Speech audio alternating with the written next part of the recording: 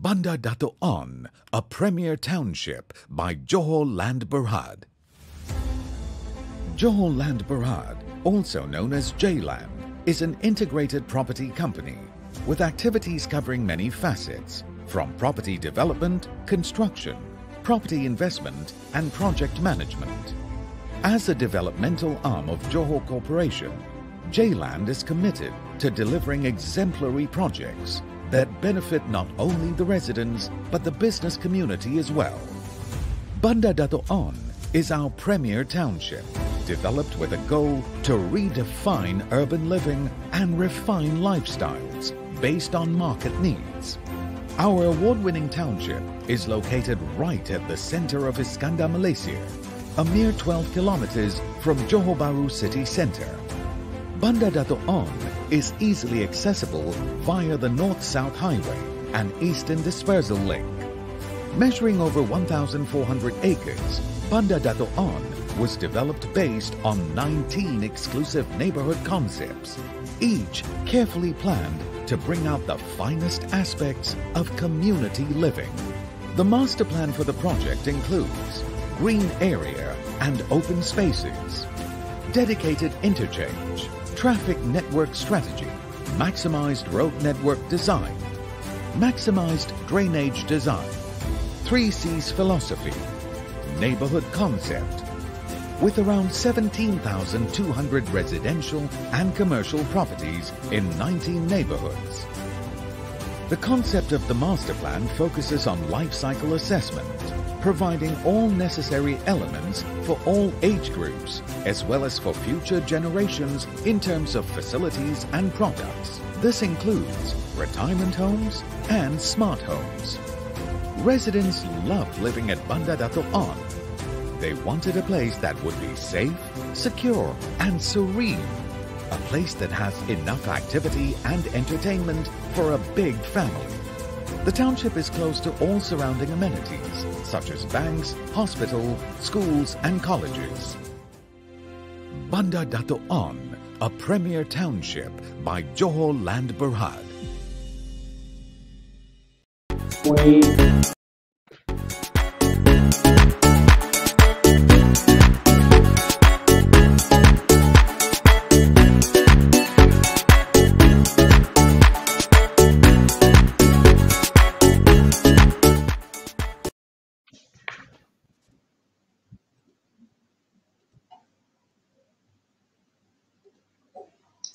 Assalamualaikum warahmatullahi taala wabarakatuh. Alhamdulillahirabbil alamin wassalatu wassalamu ala asyrafil anbiya'i wal mursalin wa ala alihi wa sahbihi wa barik wasallim ajmain.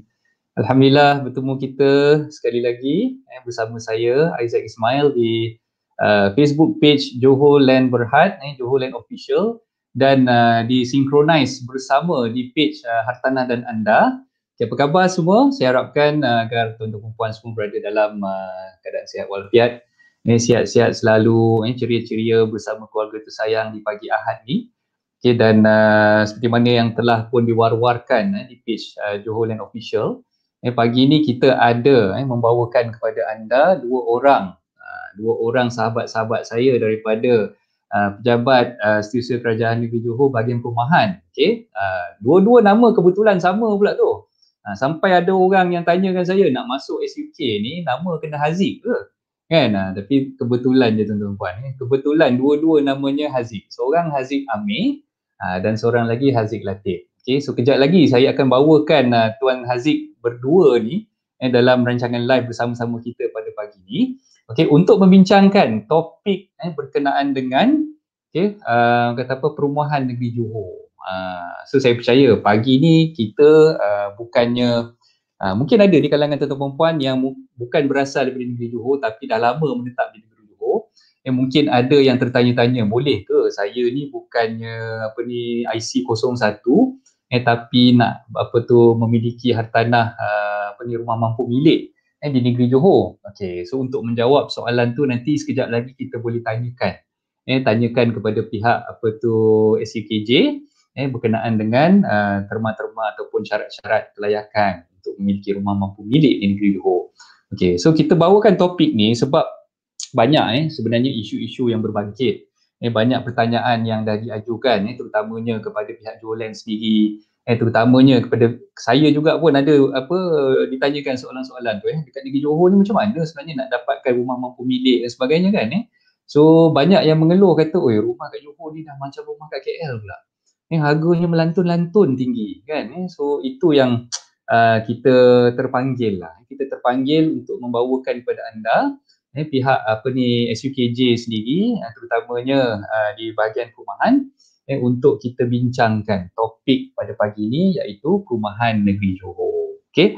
So saya rasa sahabat-sahabat saya, Tuan Haziq berdua dah bersedia di hujung talian. Saya bawakan kepada anda. Okey, inilah dia. Tuan Haziq Amir dan juga Tuan Haziq Latif. Okey. Tolong unmute kan mic tu. Apa khabar Tuan Haziq Amir? Wah, khabar baik, Coach. Tuan Haziq Latif, apa khabar?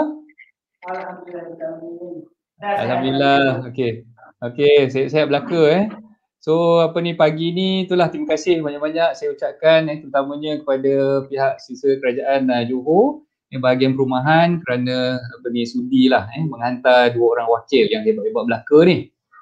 Seorang Cik Haziq Amir ni di bahagian perumahan SUKJ ni. Dah berapa lama Cik Haziq Amir di SUKJ? Tapi dekat 7 tahun jugalah. Oh, 7 tahun. Bagaimana Cik Haziq Latif pula, berapa tahun dah di SUKJ? Saya ni kalau ikutkan dekat Pejabat Susukan Johor bahagian perumahan ni dah 2 tahun. Dan saya bertugas pada tahun 2019. Oh, okey, alhamdulillah. Okay. So, dua-dua ni saya rasa memang orang yang orang kata terbaik lah untuk membantu menjawab segala persoalan yang bakal diajukan pada mereka sebentar lagi. Jadi kalau tuan-tuan puan ada apa-apa pertanyaan, ada apa-apa persoalan yang ingin diajukan, boleh simpan dulu. Simpan dulu pertanyaan tuan-tuan puan tu, tunggu dah hujung rancangan nanti kita akan buka sesi Q&A lah, sesi soal jawab. Jadi tuan-tuan puan boleh masukkan di ruangan komen untuk bertanyakan apa-apa soalan yang tuan-tuan puan rasakan ingin diajukan kepada speaker kita pada pagi ni lah.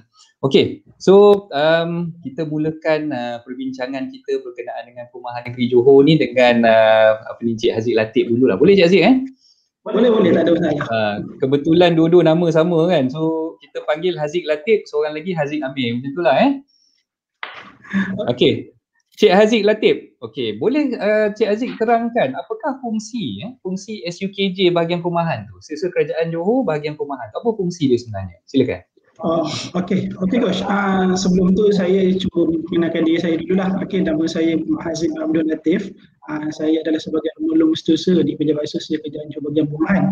Jadi seperti sedia maklum tadi, saya dah 2 tahun di sini dan alhamdulillah lah, insyaAllah segala makluman dan juga bantuan daripada rakyat negeri Johor khususnya untuk mendapatkan rumah di negeri Johor, saya cuba untuk bantu. Jadi kita di Pejabat Sosial Kerajaan Johor ni sebenarnya Coach, kita mempunyai misi untuk menjadi agensi rumah yang unggul sekali. Jadi misi kita juga untuk menyediakan kediaman berkualiti yang mampu dimiliki oleh golongan yang berpenghasilan rendah.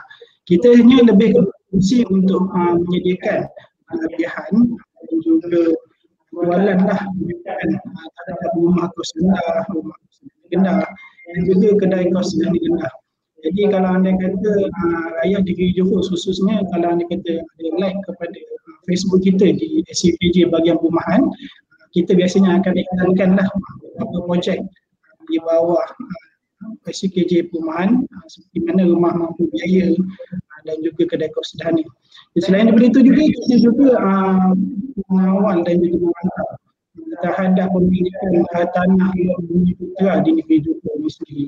Yang mana kalau tanah Blok Bumi Putera ni kalau nak diikutkan, kalau orang panggil lah, kalau ada kata rumah mampu biaya ni kalau dikata Blok Bumi Putera ni dia lebih kepada cakap mahal sikit lah kalau dikata kita panggil. Jadi kita lebih memantau kepada juga rumah yang ada di negeri Johor dan juga kita juga di negeri Johor ada kepengurusan daripada rumah-rumah sewa. Melalui rumah-rumah sewa adalah projek rumah rakyat dan juga rumah sewa kerajaan di negeri Johor. Okey. So daripada apa yang Cik Haziq Latif terangkan tadi, sebenarnya banyak package-package, banyak skim-skim yang ditawarkan terutamanya oleh pihak SUKJ bahagian perumahan negeri Johor lah kan. Cuma itulah mungkin pandangan saya lah, rakyat ni mungkin dia tak berapa ambil tahu, dan mungkin mereka tidak ada saluran untuk mereka tengok dan sebagainya, sedangkan usaha tu dah digebling sejak sekian lama lah oleh pihak SUKJ. Jadi mungkin dengan rancangan live ni tuan-tuan puan dapat sedikit gambaran lah. Sebenarnya banyak skim-skim perumahan yang ditawarkan, sebab banyak sebenarnya orang yang bertanya macam mana nak dapatkan dia punya kata apa permohonan nak panjangkan permohonan dan sebagainya. Jadi bila Cik Haziq beritahu tadi, sebenarnya saya rasa banyak orang yang dah terbuka mata lah, dan boleh nampak sebenarnya usaha tu dah dijalankan, dan cuma kita ni sebagai rakyat perlu grab ataupun ambil peluang tu. Itu yang sebaik-baiknya lah. Dan teruskan dengan Cik Haziq Latif lagi sekali, apakah skim-skim perumahan yang ditawarkan oleh SUKJ kepada rakyat Johor sekarang? Okey, untuk maklumat tu juga dan juga para pendengar dan juga rakyat negeri Johor khususnya, kita di Pejabat Sosial Kerajaan Johor ni skim-skim perumahan yang kita tawarkan kepada rakyat Johor khususnya adalah skim rumah mampu biaya Johor. Skim rumah mampu biaya Johor ni kita kalau nak ikutkan ada 4 kategori. Yang mana kalau rumah mampu biaya A ni dengan harga RM42,000, dan juga kalau anda kata rumah mampu biaya B ni pada harga RM80,000, dan rumah mampu biaya C ni pada harga RM150,000.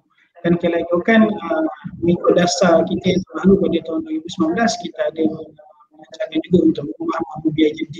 Untuk rumah mampu biaya D ni pada harga RM200,000, RM250,000 sehingga ke RM300,000. Dan juga kita juga ada penawaran terhadap projek-projek kedai kos sederhana. Itu untuk rumah mampu biaya Johor lah. Tapi kalau anda kata lot hartanah juga, kita juga seperti maklum tadi kita tahu, dan kita juga mengambil tugas dari segi penawaran hartanah kita di negeri Johor. Yang mana kalau anda kata sebagai permohonan untuk lot hartanah kita, kita lebih kepada permohonan melalui sistem e-rumah Johor lah. Jadi kalau anda kata sebuah permohonan yang dibuat oleh pemohon adalah melalui online sistem, dan juga apabila mereka memohon, mereka akan hadir ke pejabat kita untuk hantar beberapa dokumen yang disyaratkan. Kemudian kita akan mengeluarkanlah surat penawaran kepada pemohon tersebut. Dan yang ketiga adalah kepada program rumah rakyat dan juga rumah sewa kerajaan. Kita sebenarnya juga memantau dari segi pengurusan kutupan rumah sewa kerajaan dan juga rumah PPR di negeri Johor. Jadi rumah PPR di negeri Johor ni kalau yang sedang kita jaga lebih kurang ada 11.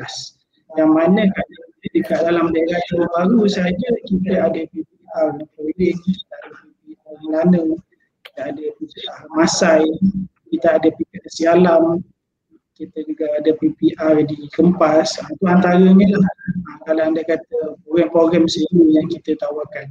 Dan juga kalau anda kata untuk rumah sewa kerajaan ni adalah rumah sewa kerajaan di bawah kerajaan negeri sendiri. Contohnya di mana rumah sewa Batu Pahat. Di situ pun kita ada menawarkan kepada golongan yang berpendapatan rendah lah untuk menyewa rumah pada kadar harga yang sangat berpadutan. Biasanya kalau rumah rakyat ni kita tawarkan pada harga sewaan RM100,000 sebulan sehingga RM200,000 lah. Dan kemudiannya kalau untuk rumah kerajaan ni ada beberapa kadar lah, pada kadar RM100 sebulan ada, pada kadar RM75 sebulan pun ada. Itu yang di bawah kerajaan negeri sendiri. Jadi itulah sebenarnya kalau ikutkan ada kita sebenarnya cakap skim-skim yang di bawah Pejabat Sosial Kerajaan Johor tawarkan. Banyak sebenarnya. Itulah memang kata tinggal nak diambil aja peluang tu, nak di-grab aja peluang tu. Ya betul. Jadi bila ada suara-suara sumbang lah, suara-suara sumbang yang katakan kerajaan negeri ni kurang membantu, sebenarnya mereka tak tahu. Mereka tak tahu dan mereka tak sedar sebenarnya banyak peluang-peluang yang mereka boleh ambil. Yang tak mampu nak beli boleh sewa dulu kan. Siapa yang mungkin berhasrat nak dapatkan peluang-peluang ni, boleh tengok dalam website, boleh apply secara online macam yang Cik Haziq Latif beritahu sebentar tadi lah kan. Okey, saya teruskan dengan soalan ketiga kepada Tuan Haziq Amir. Tuan Haziq Amir dah lama dah tunggu, bila lah coach nak tanya dia kan. So kali ni kita tanya pada Tuan Haziq dulu. Melihat kepada permintaan terhadap segmen hartanah sekarang ni, rumah mampu milik lah khususnya, apakah dasar Kerajaan Negeri Johor dalam memastikan permintaan ini dipenuhi serta adakah garis panduan khusus? Garis panduan khusus diberikan kepada pemaju dalam memenuhi tanggungjawab ni. Sebab kita biasa dengar pemaju-pemaju hartanah ni mungkin dalam satu-satu projek perumahan tu dia dimestikan untuk membangunkan rumah mampu milik untuk dibeli oleh bakal-bakal pembeli lah. Jadi macam mana SUKJ melihat dalam situasi ini? Silakan. Okey, baik. Terima kasih Coach. Untuk makluman kita pada pagi ini, saya rasa pendengar kita pun selain daripada masyarakat, ada juga di antara konsultan-konsultan, pemaju, ada juga di kalangan pemaju, serta mungkin ada juga rakyat yang di luar daripada negeri Johor lah kan. So mungkin saya akan terangkan sedikit berkaitan dengan kita punya dasar. Okey, untuk makluman Coach, kita punya dasar perumahan ni telah ditambah baik sebelum ini, di mana pada tahun 2014 dasar perumahan rakyat Johor diperkenalkan. Dan kemudian dasar perumahan rakyat Johor volume pertama telah diperkenalkan dengan wujudan 3 jenis kategori rumah mampu milik. Waktu tu fokus pada rumah mampu milik Johor lah. Jadi fokus pertama pada asas 2014 tu iaitu perumahan komuniti jenis A, perumahan komuniti jenis B, kemudian rumah mampu milik Johor dan juga kedai kos dana rendah. Okey, kemudian pada tahun 2018 kita revise lagi dasar, kemudian kita keluarkan dasar perumahan rakyat Johor versi kedua lah atau edisi pertama, iaitu dia terbahagi kepada 5 aspek, Coach. Untuk makluman Coach, dalam dasar perumahan rakyat Johor ni kita ada 5 aspek dasar yang kita tekankan, iaitu yang pertama dasar rumah mampu biaya Johor ataupun dipanggil RMBJ. Kemudian sistem perumahan mampu biaya Johor, okey, SP2MJ. Kemudian dasar hartanah Bumiputera Johor. Kemudian program perumahan rakyat dan juga rumah sewa kerajaan, dan akhir sekali adalah pindah milik. Jadi untuk makluman Coach, kita tahu sekarang ni sasaran ataupun golongan sasaran yang hendak miliki rumah ni kita pecah pada 3 aspek atau 3 kategori, iaitu golongan B40, golongan M40 dan juga golongan T20. That's why kita ada beberapa aspek pecahan rumah atau komponen rumah yang kita pastikan pemohon-pemohon yang mereka kategori B40 mereka tahu nak mohon kat perumahan yang mana. Mereka yang pemohon-pemohon yang M40 atau T20 mereka tahu nak mohon perumahan yang mana. Jadi sebab itu dalam dasar rumah mampu biaya Johor yang tadi Cik Haziq Latif dah terangkan, ada terdapat 5 pecahan komponen, iaitu dasar rumah mampu biaya Johor A, kemudian dasar rumah mampu biaya Johor B, kemudian rumah mampu biaya Johor C, rumah mampu biaya Johor D dan juga kedai kos dana rendah. Jadi untuk makluman Coach, untuk rumah mampu biaya Johor ni actually kita pemaju-pemaju yang hendak membina sesebuah projek pembangunan di Johor, mereka terbahagi kepada aspek 60-40. Maksud 60-40 tu adalah pecahan peratus, iaitu mana-mana pemaju yang hendak membangunkan projek perumahan di antara 3 hingga ke 5 ekar tanah yang hendak dibangunkan tu mesti memenuhi komposisi rumah mampu biaya sebanyak 20%.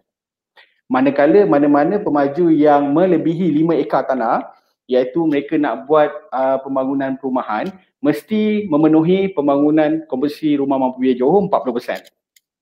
Bermaksud pemaju-pemaju boleh membangunkan rumah-rumah open market yang saya panggil rumah high end ni, rumah mahal ni kan. Mereka juga wajib sediakan 40% rumah mampu biaya untuk dipenuhi bagi projek ataupun tanah yang melebihi 5 ekar. Ini dasar mereka pemaju-pemaju ni kebiasaannya akan follow pada rancangan tempatan daerah lah di kawasan PBT masing-masing. Jadi kebanyakan pemaju ataupun town planner lah. Saya fokus pada banyak konsultan yang akan membuat kebenaran merancang ni atau pelan-pelan pembangunan ni datang daripada town planner juga. So mereka akan follow dasar yang telah ditetapkan oleh pihak kajian negeri lah. Jadi selain kita berpegang pada dasar Perumahan Raya Johor ni, ada beberapa lagi dasar yang mereka guna pakai. Sebagai contoh, garis panduan perancang yang dikeluarkan oleh Plan Malaysia, kemudian KTN, Kanun Tanah Negara dan sebagainya. Perkara-perkara ini adalah antara guideline kepada pihak-pihak maju yang datang ke Johor untuk membangunkan sesebuah perancangan perumahan. Jadi saya pergi kepada Rumah Mampu Biaya Johor dulu untuk makluman coach dan juga para pendengar. Untuk Rumah Mampu Biaya Johor kita ada empat kategori yang tadi telah diterangkan, iaitu yang pertama kategori A. Rumah Mampu Biaya Johor kategori A ini untuk makluman coach dengan keluasan sebanyak 720 kaki persegi untuk Rumah Mampu Biaya Johor jenis A, berharga RM42,000. Okey. Kemudian komposisi pembangunan dia bergantung kepada zoning lah. Sekarang kita dah ikut zoning kalau kat Johor, iaitu kita ada 3 zoning, iaitu zon A yang merangkumi daerah Johor Bahru dan juga daerah Kulai, zon B iaitu daerah Muar, daerah Batu Pahat, daerah Segamat, daerah Keluang dan kawasan pentadbiran berkuasa tempatan iaitu Pengerang. Zon C, daerah Pontian, daerah Kota Tinggi dan juga Mersing dan Tangkak. Jadi bergantung pada zoning. Jadi komposisi ini pihak maju boleh refer kepada pihak PBT lah, mengikut komposisi pecahan berapa yang perlu bina untuk kategori A, berapa yang perlu bina untuk kategori B, C dan juga D. Tapi dari segi aspek perumahan yang nak dibina tu, kita maklum untuk kategori A mesti berkeluasan 720 kaki persegi. Itu syarat dia. Kena jual harga RM42,000. Untuk kategori B mesti 850 kaki persegi, kena jual dengan harga RM80,000. Kemudian untuk kategori C berkeluasan 1000 kaki persegi mesti perlu jual RM150,000. Dan untuk kategori D 1400 kaki persegi perlu jual pada harga RM250,000 hingga ke RM300,000. Kemudian kedai mesti 1200 kaki persegi dengan perlu jual dengan harga RM200,000. Kawalan jualan ni memang datangnya daripada pihak SK Perumahan. Sebab tu untuk makluman coach dan juga para pendengar juga, kebiasaannya para pemaju ni ada beberapa flow yang mereka kena follow untuk membina sebuah perumahan. Kena ada daftar lesen dan sebagainya, kemudian kena refer kepada pihak PBT, kena lihat kawasan tanah dan sebagainya. So aspek-aspek ni setelah mereka dah penuhi dan kerja pembinaan itu telah dibuat, apabila pemaju hendak menjual rumah baru dia akan hadir ke SK Perumahan. Syarat pemaju apabila mereka hendak menjual rumah untuk rumah mampu milik ataupun rumah mampu biaya ni dan juga lot Bumiputera, mereka perlu mendaftar dahulu dalam sistem perumahan. Dan apabila mereka bersedia untuk menjual rumah, barulah pihak kami akan menawarkan rumah tersebut kepada para pembeli. That's why rumah ni kita pihak SK Perumahan ataupun kajian negeri pun bergantung kepada pihak pemaju juga. Sebab tu kita punya guideline tu adalah salah satu perkara yang kita akan membantu para pemaju untuk menarik lebih ramai mereka memenuhi keperluan-keperluan rakyat dan juga secara tak langsung akan memenuhi demand juga supply yang ada di negeri Johor. Untuk luahan tanah Bumiputera pula, bagi projek-projek high end lah yang tadi saya cakapkan, open market 60% yang kena bina, 40% mesti memperuntukkan lot Bumiputera kepada Raya Johor. So actually biasanya Bumiputera ni harganya 300 dan ke atas lah. Jadi keperluan dia mungkin di kalangan para pembeli ataupun pelanggan M40 dan ke atas, M40 dan 320 lah. So itu antara sedikit lah coach untuk berkaitan dengan soalan yang coach bangkitkan tadi berkenaan dengan dasar-dasar yang kajian negeri sediakan. Okey, terima kasih banyak Cik Haziq Amir daripada penerangan Cik Haziq Amir tadi itulah, alhamdulillah saya pun baru tahu sebenarnya ada banyak kategori, ada A, B, C dan sebagainya lah. Lepas tu ada rumah kedai. Lepas tu saya nak tanya balik lah, relate dengan soalan yang ketiga tadi dengan Cik Haziq Amir lah. Just terlintas di fikiran saya. Rumah yang keluasan 720 kaki persegi dan juga 850 kaki persegi ni untuk kategori A dengan B ni memang rumah high rise sahaja ke ataupun ada yang landed juga? Itu ada. Okey, luas lantai untuk makluman coach, luas lantai untuk kategori A, B, C atau D sebagainya, dia tak kisah kategori rumah tu sama ada townhouse ke, rumah landed ke, rumah strata ke, dia mesti mengikut aspek luas lantai yang telah kita tetapkan lah.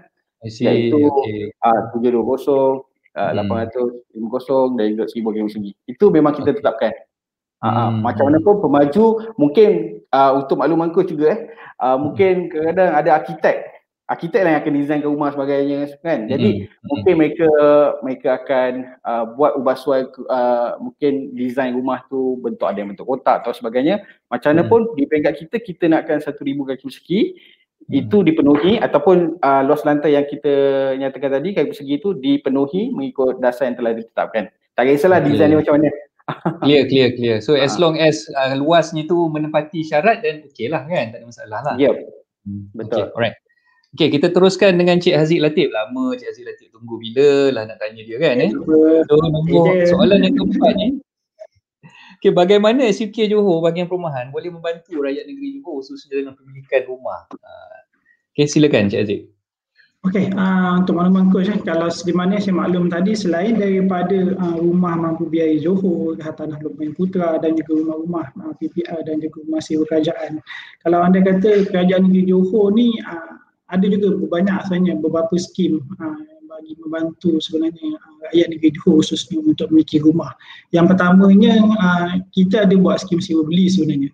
Kalau nak ikutkan skim sewa beli kita ni adalah di bawah syarikat generasi takzim, yang mana apabila pemohon rumah ingin membeli rumah, kita ada tawarkan beberapa projek di bawah skim rent to own ni ataupun kita panggil RTO. So mereka ni biasanya kita akan beri peluang untuk mereka menyewa dahulu untuk rumah yang mereka ingin beli ni, dan apabila mereka diberikan peluang untuk menyewa ni dan satu tempoh, kita akan offerkan mereka untuk memiliki ataupun membeli teruslah unit rumah yang mereka duduki sekarang.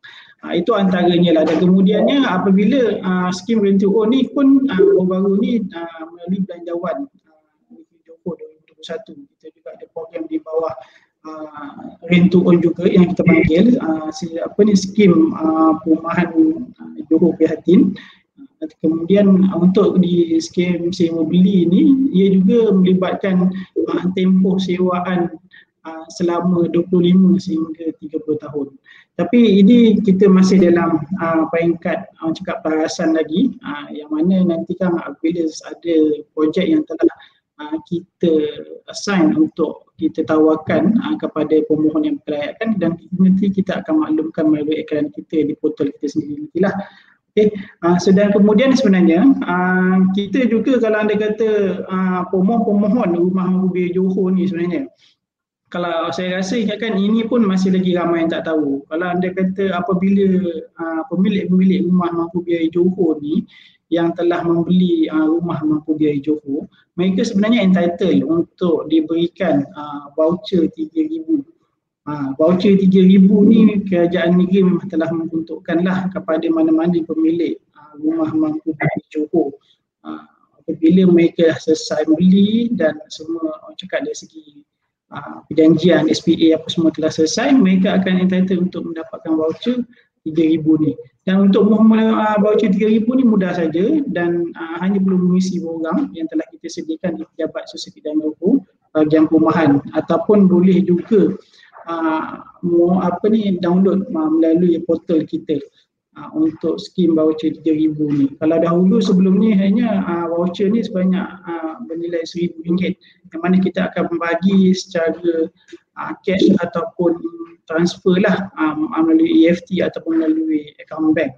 Jadi sekarang ni melalui belanjawan 2021 ni kerajaan telah naikkan kadar voucher itu kepada RM3,000. Itulah antaranya kalau anda kata kita boleh sebutkan bantuan lah yang diberikan oleh kerajaan negeri Johor khususnya. Terbaik. Memang dah lah dapat rumah, dapat voucher lagi, bukan sikit-sikit RM3,000 Betul.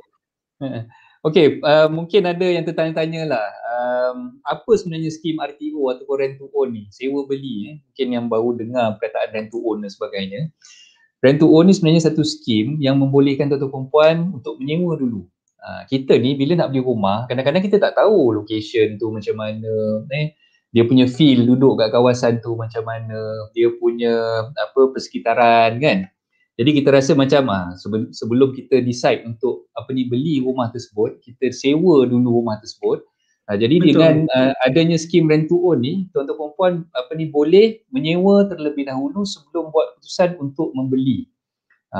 Jadi itu yang Cik Haziq Latif beritahu tadi lah, ada package rent to own yang disediakan.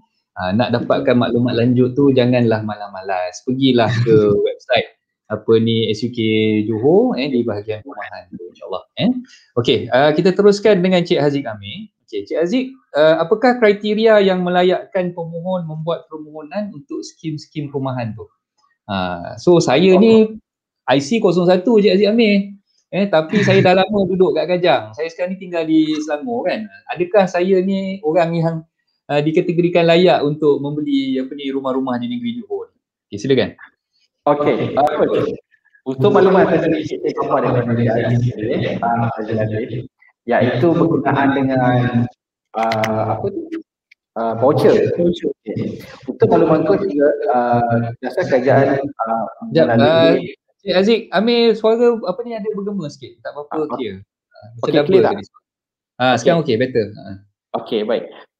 Berkenaan dengan voucher tadi, Coach, melalui belanjawan 2021, voucher 3,000 kita akan berikan, ni kita detailkan sikit, kita akan berikan kepada pemohon yang mendapat kunci ataupun VP vacant position tu pada tahun 2021. Tapi bagi pemohon-pemohon yang telah mendapat kunci sebelum ini, kita still bagi voucher, tapi voucher 1,000. So untuk 21 dia punya special sikit, dia punya budget atau belanjawan dia. Okey. So saya terus kepada kriteria ataupun permohonan, syarat-syarat permohonan untuk skim perumahan ni. Okey, untuk makluman Coach, bagi pemohon-pemohon yang nak membeli atau memohon rumah mampu biaya Johor, antara syarat-syarat dia adalah pertama mestilah berkahwin ataupun bujang layak memohon. Kemudian warga negara Malaysia, menetap selama 10 tahun di negeri Johor dan berumur 18 tahun ke atas. Kemudian hanya ada satu permohonan saja bagi pasangan suami isteri, manakala kemudian pemohon dan pasangan yang telah memiliki, ini maksudnya kalau dia dah memiliki rumah kos rendah atau dah memiliki rumah PKJA, PKJB yang sebelum ini, ataupun rumah mampu biaya A, mampu biaya C, dia tak boleh memohon rumah yang lebih daripada harga yang telah yang dia nak mohon. Contoh, dia dah mempunyai perumahan kategori A, contoh 42,000. So dia sebelum ni dah ada rumah kategori A 42,000. So kalau dia nak mohon untuk kategori B atau C, B, dia mesti melalui tempoh moratorium 10 tahun dah dia memiliki rumah tersebut. Tapi kalau dia nak mohon kategori C, D, tak ada masalah, anytime boleh. Sebab kita nak kawal untuk kategori 42 dan juga 80. Tapi bagi pemohon dah mempunyai rumah dengan harga kategori C, contoh 150,000, dia nak mohon rumah dengan yang berharga 42 atau 80,000, kita akan tolak, tak layak lah. Sebab dia tak boleh mohon rumah yang bawah daripada harga yang telah dia miliki. Dia tak boleh downgrade lah, senang cerita kan? Ya, dia kena upgrade. Okey, kemudian pemohon dan pasangan yang telah memiliki rumah kos rendah atau rumah mampu biaya, rumah mewah, yang atas daripada PAR yang telah ditetapkan oleh pihak kerajaan negeri, dia dah tak layak untuk mohon permohonan-permohonan yang mampu biaya ni lah, yang bawah daripada, macam tadi Coach cakap dia tak boleh downgrade lagi. Kemudian hanya ada satu pemilikan saja untuk kedai, dia dah ada mohon satu kedai, dia dah tak boleh mohon lagi kedai lain. Okey. Kemudian tempoh pendaftaran. Okey, ini ramai orang confuse. Untuk makluman para pendengar semua, permohonan sekarang ni kita dah menggunakan sistem permohonan secara online. Okey, bila kita mohon permohonan secara online, ada setengah pemohon yang mana mereka hanya daftar saja, buka akaun. Dia tak submit pun permohonan. Dia just log in, create account, lepas tu dia anggap dia dah mohon. Okey, kemudian ada setengah pemohon pula, dia dah buka akaun dekat portal, kemudian dia dah submit permohonan, tetapi dia biarkan permohonan tu bertahun-tahun. Okey, so untuk makluman, apabila para pemohon mesti membuat satu permohonan, pertama wajib buka akaun. Okey, kemudian kena submit dekat dalam portal tu. Dia kalau nak lagi senang, pergi kepada portal Hartanah. Dia dalam e-Rumah Johor tu, you submit dia permohonan, kemudian pergi pada portal Hartanah untuk tengok kategori perumahan yang ditawarkan. Dekat dalam portal Hartanah tu ada 3 kategori rumah yang kita tawarkan. Pertama, rumah mampu biaya Johor. Kedua, PPR atau RSK. Dan ketiga, lot Hartanah Bumi Putrah. Okey, ada 3 kategori. So, which one yang mana pemohon nak mohon tu, submit je permohonan tu. Mengikut kelayakan yang dia rasa dia layak untuk rumah ni. Okey, kemudian untuk makluman, tempoh sah pendaftaran untuk akaun dia tu hanya 2 tahun saja. Jadi kemudian dia kena renew. Selepas tu dia kena renew. Okey, dan untuk makluman, apabila pemohon memohon suatu projek perumahan, make sure projek-projek yang telah ditawarkan, yang sedang ditawarkan oleh SK Perumahan. Okey, untuk makluman coach dulu sebelum kita revise permohonan yang sekarang ni, dulu kita gunakan permohonan by mukim. By mukim ni kita akan melihat di kawasan-kawasan tertentu. Contoh saya orang Muar contoh, so saya mohon mukim kawasan Muar lah contoh. Jadi sekiranya tidak ada mana-mana projek pembangunan yang berlaku dekat Muar contoh, tak ada. Jadi selagi itulah permohonan saya akan waiting je, sebagai waiting list lah, menunggu je sebab tak ada projek perumahan. That's why ada setengah orang ni kan komplain sebagainya. Jadi sekarang ni kita dah buat tukar pada sistem permohonan by mukim kepada sistem permohonan by project. By project ni macam mana coach Maksudnya kita mana-mana pemaju yang nak jual projek dia akan submit ke SK Perumahan, kemudian kita terus jual. Kita terus jual. Jadi tak kisah dia area mana, sesiapa saja boleh mohon, maksimum 3 permohonan. Jadi dia boleh submit secara, kalau kata ada 5 projek buka secara serentak untuk dijual, so pemohon boleh mohon submit 3 permohonan maksimum untuk permohonan secara serentak tu. Tak kisah kategori apa. Kecuali ada satu pemaju, dia nak submit mungkin 4 kategori atau 3 kategori untuk dia jual, tapi pemaju yang sama, pemohon tu boleh submit 3 saja kategori yang berbeza secara serentak. Okay.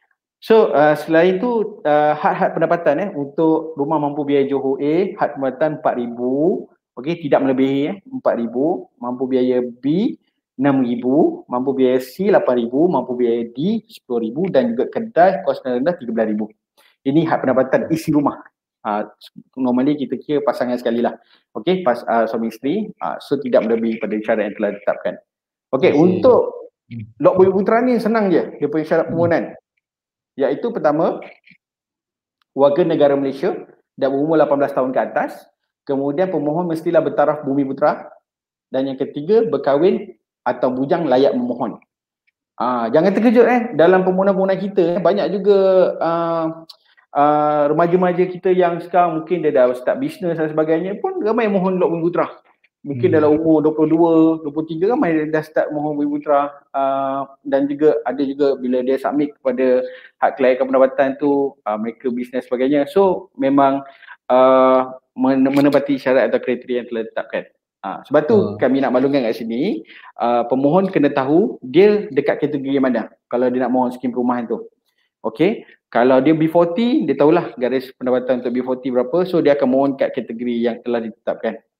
Kadang ada pemohon ni dia dah mohon lot bumi tapi dia sebenarnya pendapatan dia mungkin dalam paras kategori RMBA.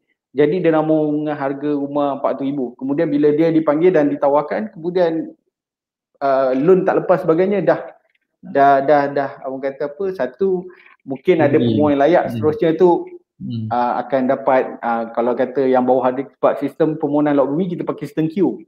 Jadi satu PTD tu ada 5 orang pemohon, so mungkin pemohon ni dapat, tapi bila dia tak semak kelayakan dia, akhirnya dia telah melewatkan proses jual beli bagi pemohon yang dapat. So make sure kena pasti dululah permohonan-permohonan tersebut. Kemudian untuk PPR dan RSK adalah kategori rumah-rumah kita sewakan lah, seperti mana yang telah ditetapkan dalam syarat yang telah kajian putuskan. Mungkin itu saja Coach. Sementara kalau ada pertanyaan lagi ke? Okey, saya tertarik dengan perkongsian Cik Haziq Amin tadi berkaitan dengan had kelayakan, betul lah Lot Bumi Putrah 60-40 macam yang Cik Haziq beritahu awal-awal tadi kan. Dan kita tengok 300,000 ke atas untuk kategori M40 lah, maknanya M40 300,000 ke atas, betul tak untuk Mementra tu? Ya, betul. So harga rumah ni kalau kita tengok lah dekat negeri Johor khususnya, kita jangan, saya selalu ingatkan tuan-tuan perempuan, bila nak beli rumah ni jangan tengok rumah yang cantik dulu, tengok kelayakan kita dulu. Kita nak beli rumah ni bukannya kita kena ukur baju kat badan orang lain, kita kena ukur baju kat badan kita. Kalau kita layak daripada segi pendapatan, dari segi kita punya komitmen dan sebagainya tu, terhad untuk rumah yang berharga 300,000 ke bawah, eloklah kita beli rumah yang berharga 300,000 ke bawah. Jangan paksa diri, jangan menyusahkan diri nak beli rumah yang lebih mahal. Walaupun rumah tu lebih cantik dan menjadi idaman kalbu kita lah. Itu bahaya tuan-tuan perempuan ni, nanti sampai satu tahap, bila kita dah cuba juga nak beli, dah orang kata apa, struggle nak dapatkan rumah yang kita nak sangat tu, end of the day kalau berlaku apa-apa masalah, nanti kita yang merana tuan-tuan. So kena tengok pada kelayakan, beli berdasarkan kepada kemampuan. Okey Cik Aziz, kita tengok sekejap ada soalan ni.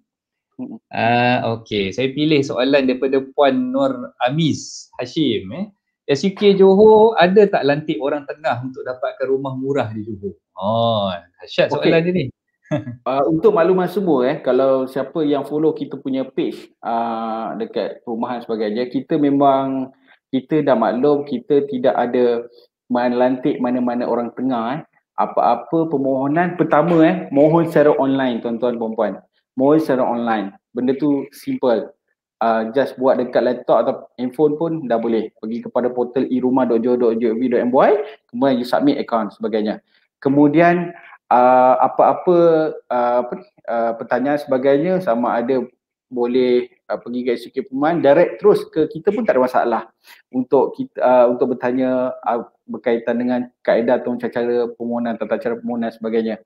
Kita tidak melantik mana-mana orang tengah lah, untuk makluman coach dan juga para pendengar. Memang kita direct terus berurusan dengan para pembeli. Coach, mungkin sedikit saya nak tambahkan tadi, saya tertinggal dengan PPR. Untuk makluman coach ni, rumah-rumah PPR ni sebenarnya adalah projek-projek perumahan yang telah dibina oleh pihak kementerian dan diserahkan kepada kerajaan negeri untuk menguruskan rumah tersebut. Normally rumah-rumah PPR dan RSK ni adalah biasanya sewa, tidak ada pemilikan, tak banyak kita buat pemilikan sebagainya. So bila kita buat sewaan tersebut, make sure pihak SUK Perumahan kita akan buat penapisan yang betul-betul yang berkelayakan lah. Yang pertama, kalau ikut syarat kelayakan kita, pertama pemohon mestilah warga negara Malaysia. Pemohon mestilah berumur 18 tahun ke atas. Pemohon mestilah telah berkahwin. Kita galakkan, bukan kita galakkan, kita tetapkan syarat mesti berkahwin. Maknanya bujang dia tak boleh mohon lah. Tapi bagi pemohon yang kehilangan pasangan sebagainya, sama ada keteri janda atau duda sebagainya, layak untuk dipertimbangkan.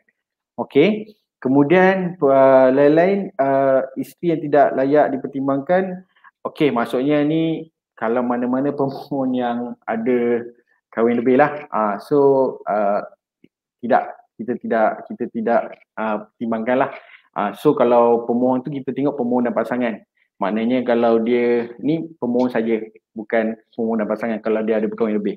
Kemudian hanya bujang berumur 50 tahun dan ke atas yang mempunyai tanggungjawab kepada kematian. Yang tadi saya maklumkan bujang kalau dia ada tanggungjawab terhadap ke atas tanggungan yang berkaitan dengan kematian ibu bapa ataupun family dia sebagainya, kita boleh pertimbangkan. Pertimbangkan tu melalui kita lah, sama ada proses tu kita nak menerima atau tidak. Kemudian pemohon atau pasangan mestilah pengundi di negeri Johor. Kemudian pemohon yang telah menetap di negeri Johor melebihi 10 tahun bagi yang bukan kelahiran Johor lah. Kemudian pendapatan kasar isi rumah tidak melebihi daripada RM3,000 daripada pendapatan. Pemohon dan pasangan tidak memiliki harta kediaman. Ini paling penting untuk makluman semua. Kemudian pemohon dan pasangan tidak menduduki mana-mana kuartus kerajaan. Pemohon dan pasangan tidak mempunyai rekod jenayah, dan juga pemohon perlu melampirkan surat sokongan sekiranya aktif atau sebagainya. Ini antara syarat tambahan kita. Kita nak pastikan pemohon tu betul-betul layak atau sebagainya. Mungkin kita dapatkan sokongan daripada kampung dan sebagainya. Kebanyakan ni mungkin di kawasan kampung ada golongan-golongan asnaf sebagainya lah kan.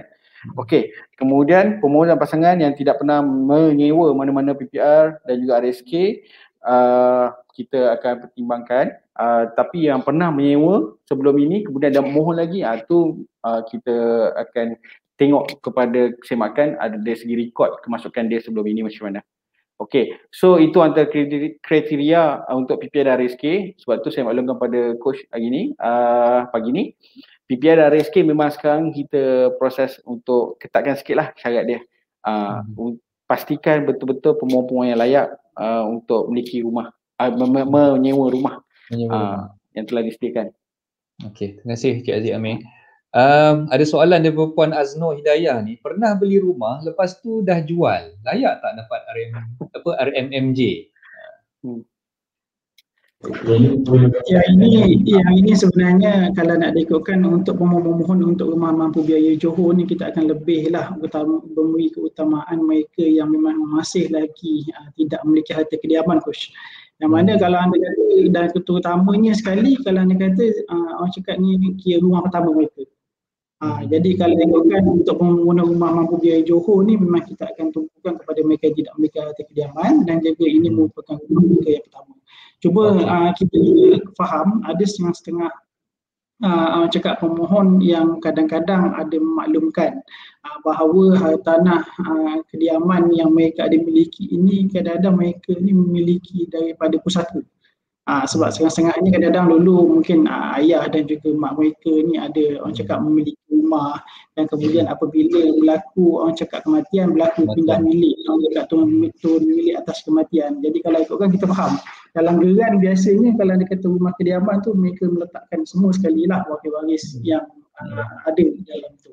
Dan kalau dia kata untuk kes-kes macam itu, kalau secara orang cakap prosedur kita dari segi pewarisan ada memiliki harta kediaman yang itu kita akan semakkan juga berdasarkan sama-sama. Cuma kalau untuk kes biasa macam ini kita akan orang cakap mengambil orang cakap kira lebih membantu jugalah untuk pemohon untuk mereka memiliki tanah kediaman mereka yang pertama. Okey, crystal clear. Terima kasih Cik Aziz Latif. Okey, terima kasih Puan Azno atas soalan tadi. Okey, kita teruskan soalan yang ketujuh kepada Tuan Haziq Latif lagi sekali. Jika pemohon tu bukan anak negeri Johor, dia bukan lahir IC 01 lah, adakah dia layak untuk membuat permohonan skim perumahan di negeri Johor? Boleh sebenarnya, tapi dengan syarat kalau dah diikutkan kalau untuk mereka yang bukan untuk rakyat negeri Johor ni, tapi keutamaan kita akan berikan kepada mereka yang orang cakap IC 01 lah, rakyat negeri sendirilah kan untuk memiliki rumah. Tapi bagi mereka yang bukan rakyat negeri Johor sendiri, kita akan syarat-syarat utamanya adalah mereka mestilah telah bermustatin di negeri Johor melebihi daripada 10 tahun. Biasanya syarat-syarat bermustatin lebih daripada 10 tahun di negeri Johor ni kita akan lihat kepada beberapa dokumen. Contohnya lah kalau anda kata, biasalah kalau anda kata duduk lebih 10 tahun ni mesti dah orang cakap dah berkahwin, dah anak pun ada anak yang dah sekolah ke apa semua kan. Jadi mungkin kita akan lebih melihat kepada segi berhenti sekolah anak, ataupun mungkin kalau anda kata mereka dah lama duduk dekat di negeri Johor ni, mereka ada membuat macam urusan-urusan perbankan, buka akaun ke, buka akaun tabung haji ke apa semua, mungkin dari segi rekod-rekod tu semua kita akan lihat semula nanti.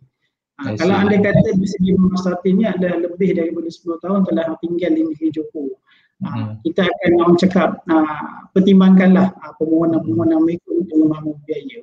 Selain daripada tu, contoh macam lesen pun dia juga. Kalau anda kata contoh buat lesen, yalah orang contoh orang negeri Selangor, tapi buat orang cakap duduk kat negeri Johor dah lama kerja pun semua, buat lesen pun semua pun dekat negeri Johor sendiri. Mungkin dari situ pun kita akan tengok juga. InsyaAllah kita boleh pertimbangkan. Tapi biasanya kalau untuk rumah biaya Johor ni, keutamaan kita adalah kepada mereka-mereka yang rakyat negeri kita sendirilah. Orang itulah tu sebut namanya pun rumah mampu biaya Johor. Jadi kita bantulah lebih kepada anak negeri kita sendiri. Okey. Terima kasih atas penjelasan tersebut. Jadi saya rasa jelaslah di situ tuan-tuan perempuan yang dah lama bermastautin, mungkin ada cikgu-cikgu sekolah yang dah mengajar tahun-tahun duduk kat Johor walaupun bukan IC 01, boleh cuba mohon. Yang penting kita cuba dulu. Dapat tak dapat tu belakang kira lah, kita mohon gitu kan. Okey, soalan berikutnya kita tanya Cik Aziz Amir.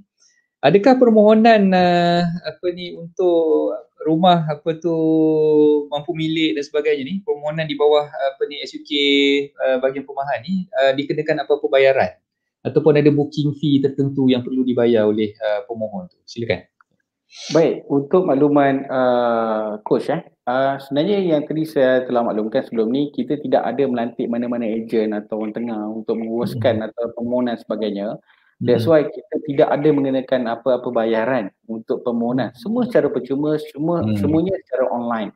Jadi bayaran ni apabila kita hanya kenakan bayaran pada sijil perumahan sijil tawaran sahaja, iaitu apabila kita dah melalui proses verify permohonan sampai ke peringkat balloting untuk makluman coach sekarang kita buat undian secara terbuka bagi rumah mampu biaya Johor. So kita buat pemilihan secara undian terbuka. Jadi mana-mana pemohon yang berjaya dalam mendapat PTD atau lot rumah yang telah ditawarkan tu, mereka akan ditawarkan sijil layak miliki rumah. Hanya membayar sijil layak miliki rumah tu dengan cas RM RM20 sahaja. Oh, murah sangat.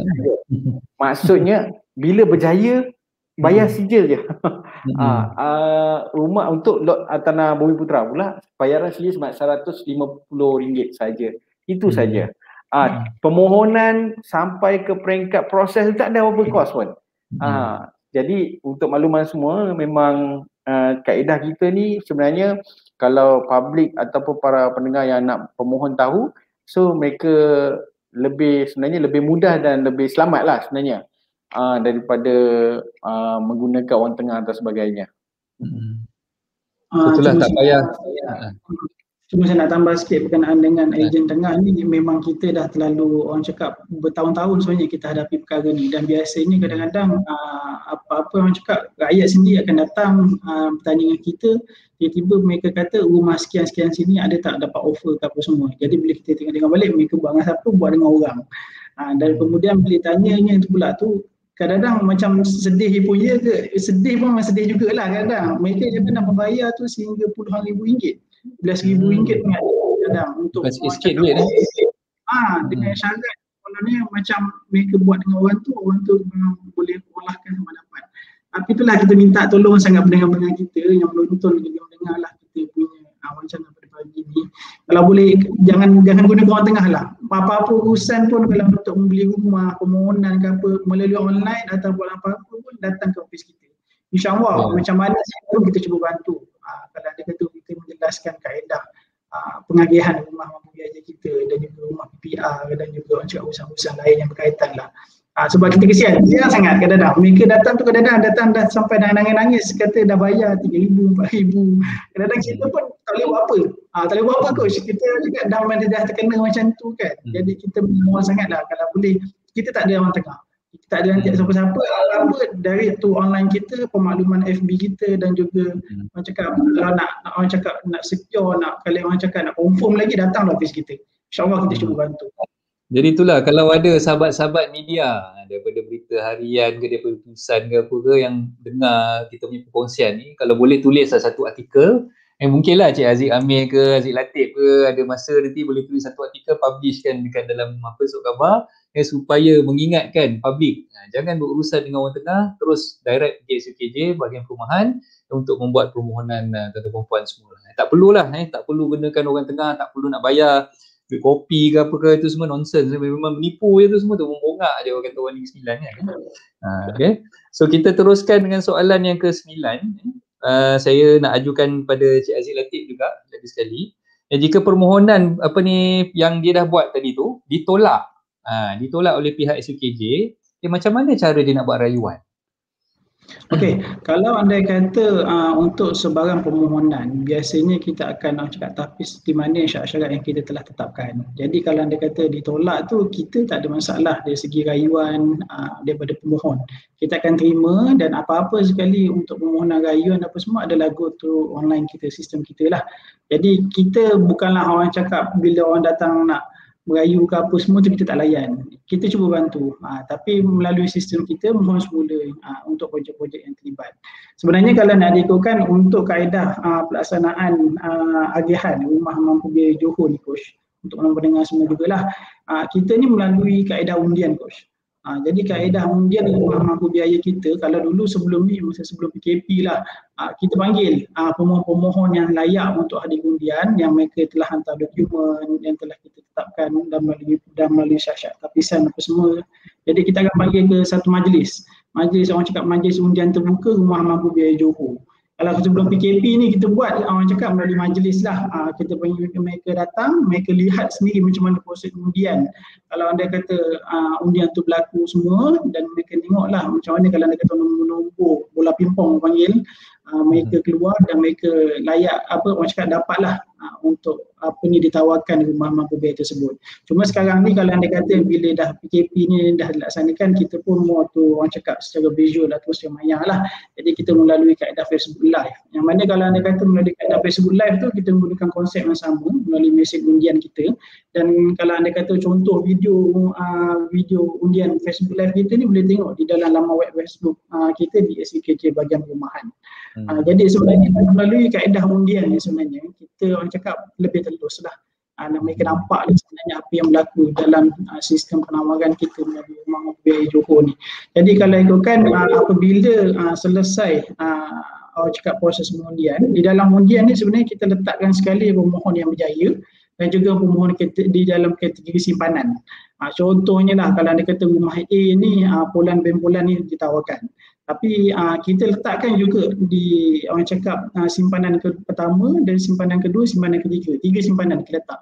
Yang mana kalau anda kata kita letakkan simpanan yang bertujuan untuk sekiranya bulan-bulan ni orang cakap tak berjaya lah ataupun dia menolak lah penawaran rumah mampu biaya yang kita offer ni, kita akan tawarkan terus kepada pemohon simpanan pertama.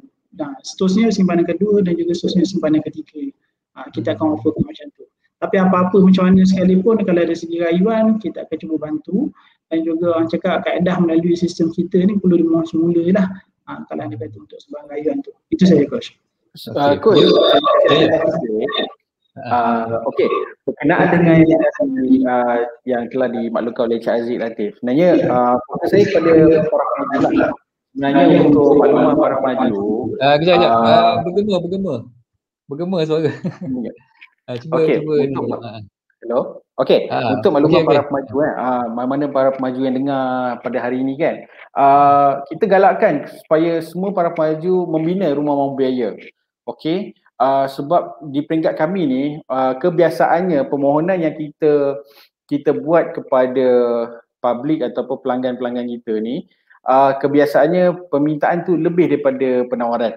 Jadi tak perlu risau mana pemaju untuk melabur kat negeri Johor, untuk membina rumah mampu biaya Johor, insya-Allah tak ada masalah dari segi mendapatkan customer. Pelanggan tu dah memang dah ready dah orang kata. Sebab tu peringkat kami ni, kerana kan permintaan yang tinggi banding penawaran ni, sebab tu kaedah kami ni kena buat dengan lebih sistematik dan telus supaya kita nak kurangkan argument daripada ramai pihak. Sebab tu kita galakkan jugalah mana pemaju-pemaju kan yang mempunyai ataupun yang sebelum ni ada hutang tak bina kan rumah biaya ni, so galakkan bina. Kita galakkan bina kerana sedikit sebanyak mereka ni dapat bantu golongan-golongan especially untuk B40 lah untuk memiliki kediaman. Kerana permohonan terlalu tinggi, jadi kita harap sokongan daripada private developer ni dapat membantu kajian negeri dalam melaksanakan dasar rumah membiayai Johor ni. Sedikit tambahan coach. Okey. Terlanjur Cik Haziq Amir dah bagi tahu tadi tu. Jadi saya saja nak tanya sikit lah nak ulas berkenaan dengan lambakan hartanah yang tidak terjual di pihak pemaju, especially those yang berada di bandar-bandar besar macam Johor Bahru. kita tengok sebenarnya banyak unit-unit high rise lah especially rumah pemilikan strata yang banyak sebenarnya tak terjual, yang overhang istilahnya tu kan. Jadi kalau katalah pemaju-pemaju ni dia berhasrat untuk categorizekan, nak mengkategorikan semula rumah tersebut di bawah katalah lot Bumiputra ke, ataupun dia nak tukar asalnya katalah harga jualannya mungkin dia jual tak laku 350,000, lepas tu dia turunkan harga tu nak masuk, nak suit dengan requirement SUKJ untuk lot Bumiputra tu, dia kurangkan kepada 300,000 sebagai contoh kan. Adakah benda tu dibolehkan? Just nak pastikan yang overhang property yang tak terjual ni tadi mereka boleh jual dengan lebih mudah lah. Daripada tak laku, baik jual harga murah kan, dan dia suit dengan kuota yang dah ditetapkan oleh pihak SUKJ bahagian perumahan. So macam mana Cik Aziz Amin? Okey, untuk makluman coach Hartanah Bumiputra ni, mana-mana pemaju yang nak mendaftar kepada SUK Perumahan bagi penjualan Hartanah Bumiputra, dia akan melalui empat proses. Okey, iaitu apabila pihak pemaju telah menerima semua syarat-syarat telah diminta oleh pihak BTS sebagai PTG, jadi dia akan ke SUK Perumahan untuk menguruskan penjualan rumah. Jadi pertama mereka kena membuat pendaftaran projek. Jadi contohlah pemaju ABC kan, dia ada lebih kurang 100 unit rumah hartanah high end open market. Jadi dia nak jual, so dia kena daftar projek. Jadi daripada 1 unit tu 40% diperuntukkan untuk lot Bumiputra. Jadi 40 unit lah. Okey, simpelnya 40 unit. So pihak SUK Perumahan akan membuat taburan. So proses kedua selepas pendaftaran mesti taburan. Okey, iaitu kita akan buat plotting untuk rumah mana yang akan diletak sebagai hartanah Bumiputra dan sebagainya. Kemudian proses seterusnya kita akan buat jualan dalam tempoh setahun. Jadi proses jualan itulah yang mana pemohon akan mohon dan sebagainya. Dan keempat adalah proses pelepasan. Jadi untuk proses-proses tersebut, untuk isu pasal high end handover property ni, bagi rumah-rumah yang international lot, okay, international lot, actually kita tidak akan jadikan dia sebagai bumi lot. Untuk international lot dia dah memang international lot. So di peringkat kita hanya fokus kawal untuk lot Bumiputra. Itu saja. So mungkin dia tak boleh nak convert lah maknanya. Daripada awal tu bila dah dikategorikan kita dah plot dia sebagai Bumiputra. Kalau rumah plot Bumiputra dia akan melalui 4 proses tadilah, pendaftaran, taburan, jualan dan pelepasan. Untuk lot open market yang tidak ditawarkan untuk Bumiputra, iaitu memang untuk international lot, tidak akan dimasukkan.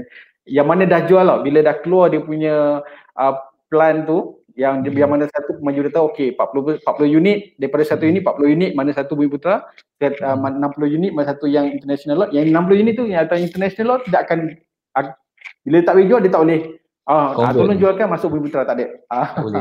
So proses kita dah buat pendaftaran untuk awal lagi sebelum proses jualan tu berlaku. Proses tu kita dah buat pada awal lagi. Okey. Mungkin Cik Aziz nak tambah kot. Cik Aziz nanti ada nak tambah ke?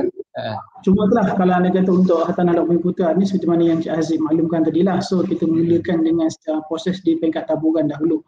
Kalau anda kata 40% tu, contoh kalau rumah ada 100 unit, kita ada 40% maknanya 40 unit tu adalah untuk lot Bumiputra. Jadi kalau anda kata 40 unit tu sebenarnya kita di bawah kita sendirilah yang mana kita akan tentukan plot-plot yang akan ditentukan sebagai lot Bumiputra. Selepas selesai daripada tempoh taburan, barulah kita akan buat pendaftaran. Dan selepas daripada pendaftaran selesai, dan kemudian kita akan buat jualan. Dan selepas daripada jualan tu sekiranya mengikut dasar kita, kalau anda kata hartanah lot Bumiputra tu tidak terjual dalam tempoh setahun, pemaju akan diberi syarat kelonggaran untuk membuat permohonan pelepasan daripada lot Bumiputra tu kepada lot international biasalah. Itu saja kalau nak dilakukan. Biasanya dia terbalik lah kan.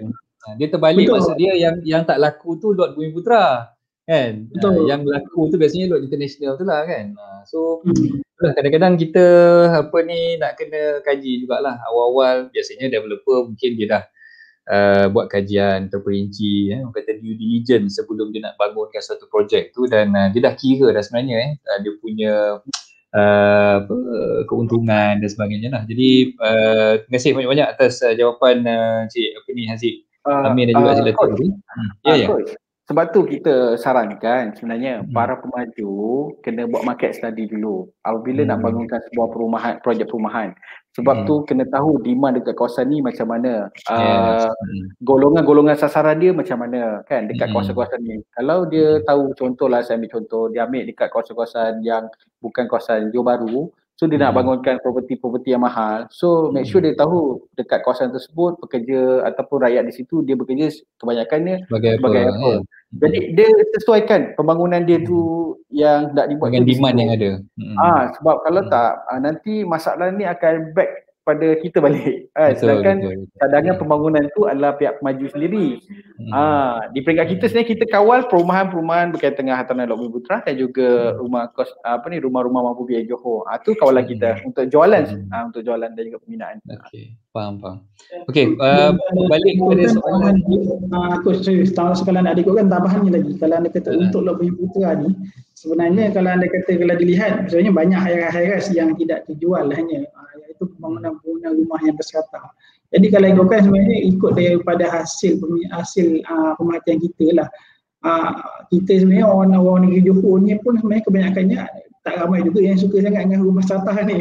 Mereka memang lebih sikitnya kalau nak kata rumah yang kata orang cakap rumah bawah lah, rumah landed lah semua kan. Ni biasanya kita lihat dari pemerhatian kita banyak bila kita dengar cakap ni rumah strata ni. Strata tak apalah, nanti kita fikir dulu macam mana. Macam tu lah keadaannya. Itu sebab kadang-kadang mungkin tu antaranya lah orang cakap dan segi penyumbang kalau nak kata kepada orang yang property itu sendiri. Okey, berbalik kepada Kota Bumi Putra ni, yang ditakrifkan sebagai Bumi Putra, kalau ikut enactment Tanah Negeri Johor ni, Bumi Putra tu ditakrifkan sebagai apa? Adakah Bumi Putra Sabah dan Sarawak termasuk sekali? Ataupun Bumi Putra tu mesti Bumi Putra Semenanjung? Okey. Takrifan Bumi Putra ni kita lihat sini kepada orang panggil perlembagaan sendiri pun ada memaklumkan kalau anda kata Bumi Putra atau apa. Tapi dia kalau untuk makluman, itulah saya ingatkan mungkin kalau anda kata ada setengah-setengah pendengar yang mungkin tak maklum, kalau untuk kategori lot hartanah Bumi Putra ni kadar harga dia sebenarnya ada 50% lebih murah. Saya ingatkan mungkin benda tu kita belum maklumkan jugalah kepada pendengar. Sebab kalau anda ikutkan rumah, kalau anda kata IM biasa international, mereka akan menjual pada harga yang biasalah seperti mana yang kita lihat. Tapi kalau anda kata untuk lot bumi ni sebenarnya dia layak mendapat potongan harga 50% daripada harga lot awam itu sendiri. Itu yang sepatutnya kalau anda kata pendengar boleh maklum lah. Jadi kalau nak ikut kembali kepada soalan tadi, untuk kategori Bumi Putra ni kita takrifkan orang cakap yang pertama ni Bumi Putra Sabah dan Sarawak. Itu kita kategorikan juga sebagai Bumi Putra Melayu, dan kemudiannya India Muslim, Mu'alaf pun kita kategorikan juga sebagai Bumi Putra, dan kemudian Malbari. Malbari, kemudian ada yang macam nama-nama macam Syed, Syekh, Sharifah, Siti, semua tu itu pun kita kategorikan juga sebagai Bumi Putra. Kemudian last sekali adalah kumpulan orang asli Semenanjung Malaysia lah, iaitu Negeri Itu, Senang dan Melayu Koto lah. Tapi kebanyakannya yang kalau anda kata hadir ni untuk lot Bumi Putra ni, inilah kategori-kategorinya yang kita akan lihat dari segi nama dan kemudian dari segi surat beranaknya, Bumi Melayu, India Muslim, macam itulah. Itu sebenarnya yang takrifan kita kalau anda kata merujuk kepada Bumi Putra itu sendiri. Okey, terima kasih atas penerangan Cik Aziz. Baru kita nampak lah sebenarnya tak ada masalah pun kalau misalnya kata kita ni mungkin keturunan Said ke apa kan, so kita masih juga sebagai biasa orang cakap keturunan Said ni Arab lah apa kan, tapi kita kategorikan sebagai Putranya. Kadang-kadang mungkin orang tak jelas tentang tu, jadi itulah yang kita boleh maklumkan hanya. Mereka ni dalam kategori orang cakap Bumi Putra juga. Okey, soalan terakhir sebenarnya.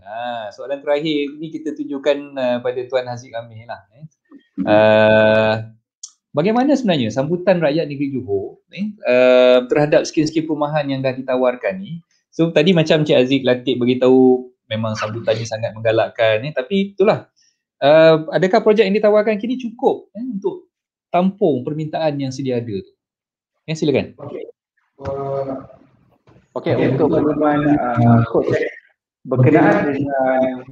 berkenaan dengan skim-skim perumahan yang pihak SUKJ bahagian perumahan ini tawarkan, terdapat 2 skim yang saya katakan boleh kata macam pisang goreng panas.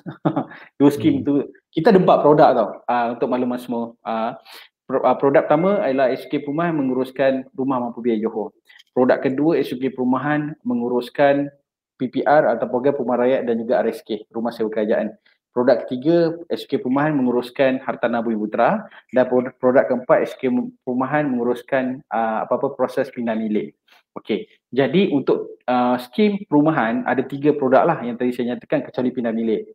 Jadi produk yang saya boleh katakan pisang goreng panas iaitu pertama Rumah Mampu Biaya Johor. Itu insya-Allah kita setakat ni kita tak ada masalah dari segi mencari customer, pelanggan. Sebab kebiasaannya mana permohonan yang kita buat, kita buka dan juga balloting yang kita jalankan, okey, kebanyakan permohonan memang lebih daripada penawaran ataupun rumah yang kita sediakan. Sebab untuk makluman coach, pemaju ni pun juga mereka tengok juga keadaan market sekarang kan. Jadi mereka akan bina mengikut financial yang telah mereka tetapkan dan sebagainya. Jadi ada satu projek mungkin pemaju yang sama, mereka masuk ikut plot. Plot ni maksudnya mereka ikut kategori. Mungkin dia buat RMBA dulu. Yang B, C dia belum buat. So dia buat sikit-sikit. Jadi kita akan tawarkan mengikut kategori yang dipohon oleh pihak maju untuk jual. Jadi normally memang tak ada masalah lah untuk permintaan perumahan ni dekat dekat Johor. Cuma yang ada masalah adalah penawaran rumah tu. Rumah tu kurang. Maksud saya tu mungkin kita kena galakkan lebih banyak pemaju untuk datang ke Johor untuk invest untuk buat Rumah Mampu Biaya Johor. InsyaAllah dari segi customer atau pelanggan tak ada masalah. Okey, untuk yang kedua yang macam pisang goreng panas juga adalah Program Perumahan Rakyat dan juga RSK. Terlalu ramai yang mohon ke SK Perumahan untuk menyewa rumah untuk mendapatkan kediaman. Jadi memang kita punya orang kata tagline lah SK Perumahan ni, satu keluarga satu kediaman. Kita cuba sesuaikan, kadang kita tahu kita ada yalah dari segi permasalahan untuk memenuhi permintaan tu memang kita faham kan, tetapi perumahan SK Perumahan ni kita menawarkan, kita akan cuba mencari jalan tengah macam mana kita nak menggalakkan para pelabur ataupun pemaju ni invest ke Johor, buat rumah kat Johor, perbanyakkan lagi rumah-rumah untuk golongan B40 and 40 ni. Kemudian macam mana kita nak pastikan para pelanggan kita memahami yang mereka ni kena jadikan pertama mungkin PPR tu sebagai kediaman sementara ataupun sebagai transit sebelum mereka memiliki rumah sendiri. Jadi kita pun kadang coach pun faham kan, ada di kalangan pelanggan ni kadang mereka menganggap membeli rumah tu seperti membeli kereta. Kan? Jadi kemudahan untuk lepas loan tu sebenarnya untuk rumah sebenarnya kalau kita semak pada pihak bank memang kebanyakannya banyak yang tak lepas loan. Sayangnya apabila pihak SUK perumahan membuat semakan dari segi kategori, dari segi kategori dan syarat, kita dimaklumkan oleh pihak bank banyak pemohon yang dapat sijil ni bila pergi buat loan kat bank banyak yang tak lepas. Mungkin kerana dari segi documentation diorang ke, mungkin dari segi komitmen dan sebagainya. Jadi kena faham juga macam mana, kena ada sedikit ilmu macam mana kaedah-kaedah untuk mereka ni membeli sebuah rumah, apa yang perlu mereka prepare kan. Sebab kadang ada pemohon yang bila kita semak rekod sikris dia tu, kita dimaklumkan bahawa banyak sangat tunggakan. Jadi rekod sikris tak cantik, tak dapatlah kosong-kosong, mungkin 2, 3 apa sebagainya. Kemudian ada juga komitmen dah terlebih kan. Jadi kita menyediakan juga skim rumah sewa kerajaan yang mana mereka boleh sewa dahulu. Kita ada beberapa skim lah, sebagai contoh dekat Tiram, Bandar Tiram, kemudian dekat Tamulik yang mana kerajaan menyediakan skim sewa beli, iaitu 5 tahun mereka sewa dengan generasi takzim di bawah anak syarikat kerajaan negeri. So dalam masa sama mereka akan buat saving, kemudian mereka membeli rumah tersebut. Sebab kita faham ada di kalangan pemohon ni yang mana mereka telah mendapat tawaran rumah, mereka tak standby 10% deposit. Jadi tak standby 10% deposit, itu kalau loan dia lepas 90%. Tapi kalau loan dia tak lepas 90%, dia kena standby. Contoh 70% dia lepas loan, 30% dia kena standby. Maknanya dekat kalau harga RM150,000 dekat hampir RM45,000 dia kena standby untuk beli. So beli rumah bukan seperti beli kereta lah, sebab loan rumah ni bank memang agak detail lah untuk buat semakan. Jadi kena ambil maklum lah, untuk pemaju kita galakkan dia membina, untuk pembeli kita galakkan dia untuk ada ilmu dulu untuk membeli sebuah rumah. Okay, terima kasih banyak-banyak kepada Tuan Haziq Amir dan juga Tuan Haziq Latif berdua yang sudi bersama-sama dengan saya pada pagi ni. Satu lagi soalan kita ambil daripada penonton saya terpanggil nak tunjuk soalan Erlian di sini. Miss Erlian yang ada tanya, sudah mohon rumah mampu biaya, kena tunggu berapa lama untuk undi? Lama tak? Dia sebenarnya kalau betul-betul dari segi proses untuk kita panggil undian tu kita memang tak lama sebenarnya, tapi disebabkan kita sebenarnya sekarang ni kita terikat dengan orang cakap peraturan dan juga undang-undang dalam tempoh pelaksanaan kawalan pergerakan PKP. Jadi itu sebenarnya kalau ikutkan, kalau lihat balik semula macam tahun lepas kita hampir setiap minggu kita buat maju undi sebenarnya Facebook Live. Jadi itu kita boleh kerjakan, insyaAllah boleh bantu untuk buat penawaran. Cuma sekarang ni bila kita terikat dengan dalam tempoh PKP ni, jadi orang cakap mungkin dari segi majlis, program apa semua kita tak boleh buat dulu. Jadi itu sebabnya kita masih orang cakap dah lah sekarang ni kita macam terhanging sikit dari segi pengurusan untuk mengadakan majlis undian tersebut. Tapi insyaAllah kita cuba, anda kata cuba, kita pun dalam perasan untuk membincang semula dengan Majlis Keselamatan Negara kita cuba adakan jugalah sebab kaedah kita sekarang ni macam saya pernah cakap tadi sebelum ni Coach, kita melalui kaedah Facebook Live. Jadi mungkin orang cakap dari segi kawalan, prosedur, SOP apa semua kita cuba patuhilah untuk kita melaksanakan juga kaedah undian melalui Facebook Live. Jadi insyaAllah Encik Puan Erlian, okay, terima kasih atas soalan. Kita akan cubalah menyegerakan juga untuk undian-undian majlis untuk rumah mampu biaya ni dalam masa terdekat insyaAllah. Okey, sekejap. Muhammad Nur Ridwan ni ada tanya ni. Tolong, dia minta saya sampaikan soalan saya kepada Encik Haziq Al-Amir. Minta perbanyakkan lagi kuota SRMB, ABC. Terutamanya di kawasan Persekudang. Okey, untuk Encik Muhammad Nur Ridwan ni okey, insyaAllah kita memang collaborate dengan pihak Maju dengan Reda untuk kita pastikan projek-projek perumahan ni dapat dilaksanakan sebaik mungkin. Walau bagaimanapun, untuk makluman Coach juga, pemantauan rumah mampu biaya Johor dibuat, kita adakan juga task force perumahan yang mana di bawah task force perumahan ni kita membuat kawalan dari segi pembinaan dan mengikut progres. Okey, apabila suatu projek, normal projek, apabila suatu projek itu didaftarkan kepada merancangnya di setiap PBT, pihak pemaju setelah mendapat kelulusan dari pihak PBT, pihak pemaju akan memulakan gerak kerja untuk membuat pembinaan rumah sebagainya. Jadi komitmen Kerajaan Negeri bukan sekadar di peringkat segi perumahan, komitmen Kerajaan Negeri juga kita ada beberapa agensi lain sebagai contoh pihak berkuasa tempatan, kita juga ada daripada pihak Pejabat Tanah Galian, BPAN, bahagian perancangan ekonomi unit perancangan ekonomi sekarang UPAN. Kemudian kita juga ada di bawah Plan Malaysia, agensi yang juga membantu dalam rancangan tempatan daerah. Jadi banyak agensi sebenarnya dalam kita dah maklumkan bahawa task force perumahan ni mesti digerakkan oleh semua agensi bagi memastikan mana-mana pemaju tidak terkecuali untuk membina rumah mampu biaya Johor. Kerana ini merupakan salah satu dasar yang telah ditetapkan oleh pihak Kerajaan Negeri mengikut kesesuaian telah ditetapkan melalui PBT yang telah kita tetapkan zoning masing-masing. Sebab itu, untuk makluman semua, di setiap projek-projek perumahan, luas lantai rumah itu sama. Tetapi berbeza ikut zoning adalah dari segi kategori rumah tu. Mungkin ada di kawasan rumah, di kawasan-kawasan contohnya di kawasan-kawasan luar daripada Johor Bahru mungkin ada dibenarkan hanya membina landed saja, kan? Ada yang dibenarkan membina strata, ada yang dibenarkan untuk membina kedua-duanya termasuk townhouse sebagainya. Cuma penerimaan dari segi pelanggan sekarang ni kami lihat pelanggan dah kena mula mungkin kena mula mengambil maklum bahawa tanah sekarang tak macam dulu. Dulu kalau kita ingat Coach di Johor Bahru ni 10 tahun yang lepas mungkin pembangunan perumahan banyak yang landed. Betul. Sekarang mungkin tanah dah kurang. Dulu nak cari rumah landed senang. Sekarang tanah dah kurang. Banyak sekarang ni pemaju bina rumah serata. Kalau kita pergi ke Lembah Kelang kami punya sahabat dia dekat Lembaga Perumahan Hartanah Selangor sebagainya.